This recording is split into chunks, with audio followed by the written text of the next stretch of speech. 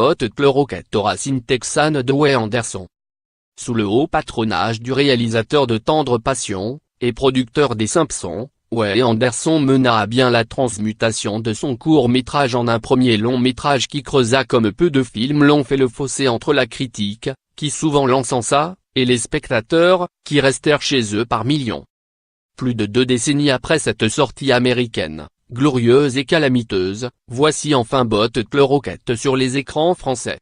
Si l'on vient de voir le 9e long-métrage de Wes Anderson, L'île aux chiens, on pourra s'amuser à mesurer le chemin parcouru d'Houston, ville natale du réalisateur, au Japon, théâtre de sa dernière fantaisie. Lire la critique de L'île aux chiens. Résistance canine à la mise au rebut. De toute façon, on trouvera en cet essai un exemple juvénile, d'un comique tendre et maîtrisé, de cette effervescence qui a saisi le cinéma indépendant américain au tournant du siècle avec l'émergence de Paul Thomas Anderson, Spike Jonze, Darren Aronofsky.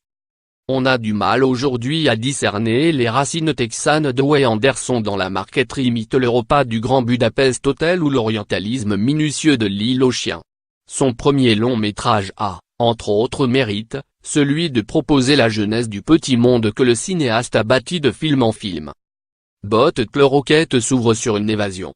Anton I. Luke Wilson, séjourne dans un établissement de soins psychiatriques pour, on l'apprendra plus tard moins épuisement dignant. Owen Wilson, également co-scénariste, a décidé de l'aider à s'en évader, au mépris du fait qu'Anton y a été hospitalisé de son plein gré et qu'il est libre de ses mouvements.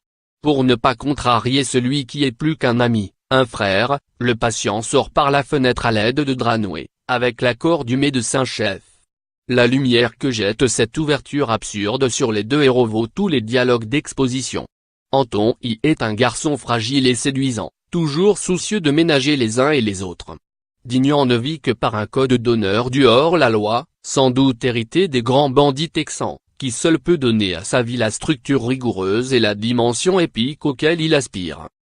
Lorsque, quelques plans après l'évasion, Dignan fait lire à Anton y un cahier calligraphié sur lequel il a détaillé son plan de vie pour les 75 années à venir, une existence faite de braquages audacieux et d'associations avec des malfaiteurs de haut vol moins, on ne peut s'empêcher de penser que Wes Anderson, qui n'avait alors pas encore 30 ans, trimbalait lui aussi un projet millimétré qui prévoyait aussi bien sa collaboration au long cours avec Bill Murray que sa fortune critique et publique en France.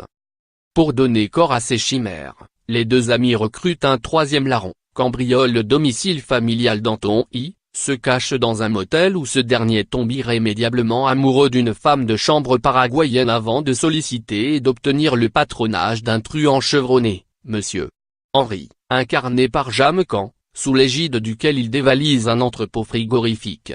Au fil de séquences dont l'enchaînement semble obéir à un compromis historique entre l'horlogerie et la science des rêves, on aperçoit ou on entend quelques présages des films à venir. Un portrait de Jacques-Yves Cousteau, des rangées de soldats de plomb, une chanson méconnue des Rolling Stones, 2000 mans.